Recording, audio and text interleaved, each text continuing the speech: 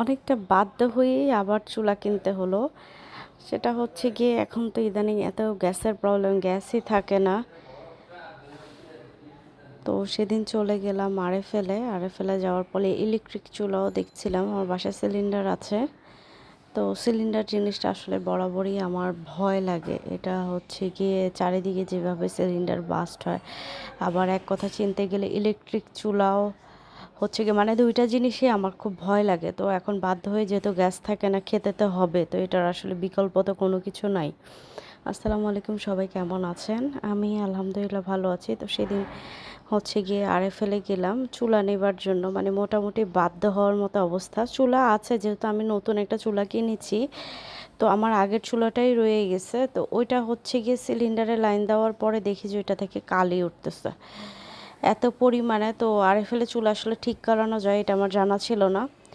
তো চলে গেছি যে একটা চুলা নেবার জন্য। তো সিঙ্গেল হচ্ছে গিয়ে চুলা দরকার, যেহেতু আমার ওই জায়গাটার মধ্যে স্পেস কম আর অত ভারী রান্নাও আমার নেই।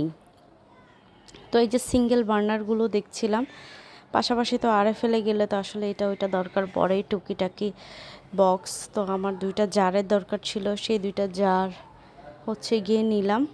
এই যে এই দুইটা জার নিলাম, জার দুইটা বেশ ভালোই। তারপর এই পাশটাতে আবার আমি হচ্ছে গিয়ে একটা হিজাব হ্যাঙ্গার খুঁজছিলাম, তো এটা হচ্ছে গিয়ে নেই। তো পাশের দোকানটাতে মানে দুইটা দোকান পাশে, মানে দুইটা দোকানই পাশাপাশি, তো দুইটা দোকানে গেলাম, দেখলাম। তো ওই দোকানটাতে পছন্দ হয়নি, এই দোকানটাতে এই যে সিঙ্গেল চুলাটাই মূলত নিলাম। ইলেকট্রিক চুলা 1.5 ঘন্টা চালানোর পরে রেস্ট দিতে হবে। তো যদি আপনার হচ্ছে গিয়ে মেহমান আসে তখন তো আসলে অনেক রান্না বান্না থাকে, তো 1.5 ঘন্টার পরে আবার 1 ঘন্টা রেস্ট দিলে আবার রানবো কখন। তো বিভিন্ন দিক চিন্তা ভাবনা করে এই সিঙ্গেল বার্নারটাই, মানে যেটা হচ্ছে গিয়ে সিলিন্ডারে লাগাতে পারবো, ওইটাই হচ্ছে গিয়ে নিয়ে নিলাম। আর এখানে হচ্ছে গিয়ে ম্যাট নিলাম একটা, যেটা হচ্ছে গিয়ে গরম কিছু রাখার জন্য। তো এরপরেই তো নিয়ে বাসায় চলে আসলাম।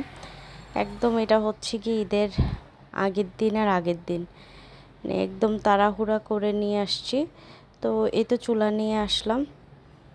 এটা হচ্ছে গাজির ছিল। আরএফএলের মধ্যে বিভিন্ন ভ্যারাইটিস ব্র্যান্ডের থাকে। তবে একটা জিনিস ভালো যে 1 বছর ওয়ারেন্টি আছে, যে কোনো সমস্যা হলে ওরা সার্ভিস করে দিবে। আর ওদের লোকগুলো হচ্ছে গিয়ে আরএফএলের লোক, বেশ অভিজ্ঞই।